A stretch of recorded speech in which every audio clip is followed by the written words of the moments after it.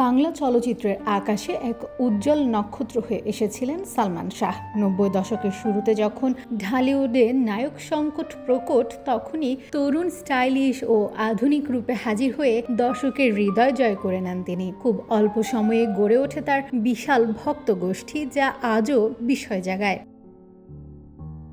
কিন্তু মাত্র ২৫ বছর বয়সে ১৯৯৬ সালের ৬ সেপ্টেম্বর হঠাৎ করে থেমে যায় তার জীবন প্রবাহ। সরকারি তদন্তে এই মৃত্যু আত্মহত্যা বলা হলেও ভক্তরা সেই ব্যাখ্যা আজও মানতে নারাজ। রহস্যময় এই বিদায় তাকে পরিণত করেছে কিংবদন্তিতে।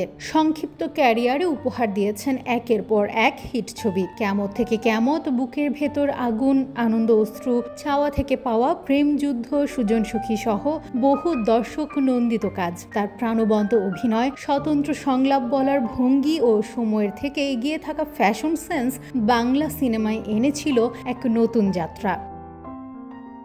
বাংলা চলচ্চিত্র দীর্ঘদিন প্রেম ছিল এক অতি নাটকীয় বিষয়, কিন্তু সালমান শাহ আসার পর বদলে যায় সেই ধারা। প্রথম ছবি কেয়ামত থেকে কেয়ামত মুক্তির পর দর্শক বুঝতে পারে প্রেমকে দেখানোর নতুন ভাষা এসেছে। সালমান মৌসুমীর রসায়ন আজও স্মরণীয়। গান, সংলাপ, এমনকি তার পর্দায় উপস্থিতি প্রেমের গল্পকে করে তুলেছিল বাস্তব ও বিশ্বাসযোগ্য।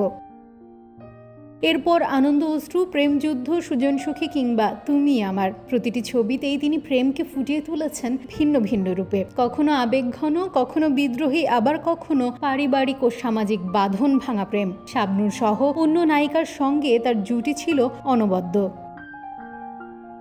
৯০-এর তরুণ তরুণীরা মুখস্থ বলতেন তার সংলাপ, প্রেমপত্রে লেখা হতো তার ছবির গান। সিনেমা হলে যুগলরা হাত ধরে বসে স্বপ্ন দেখতেন সালমানের চরিত্রের মতো প্রেমের। তার ভঙ্গি, মিষ্টি হাসি, চোখের চাহনি সবকিছুতেই ছিল প্রেমের স্পন্দন।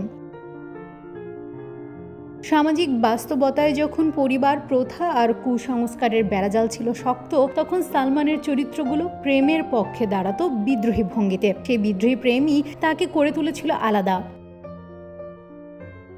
প্রতি বছর মৃত্যুবার্ষিকীতে ভক্তরা কান্নায় ভিজে ওঠেন, সামাজিক মাধ্যমে স্মৃতিচারণ করেন। অনেকে বলেন সালমান বেঁচে থাকলে বাংলা সিনেমার ইতিহাস অন্যরকম হতো। তার শূন্যতা আজও পূরণ হয়নি, হয়তো কোনোদিনই হবেও না। সালমান শাহ আজ কেবল একজন তারকা নন, তিনি এক অনুভূতির নাম, এক বেদনা ভরা স্মৃতির নাম। মৃত্যু তাকে নিভিয়ে দেয়নি, বরং আরো উজ্জ্বল করেছে। তার জীবন ক্ষণস্থায়ী হলেও প্রভাব রয়ে গেছে অনন্তকালীন।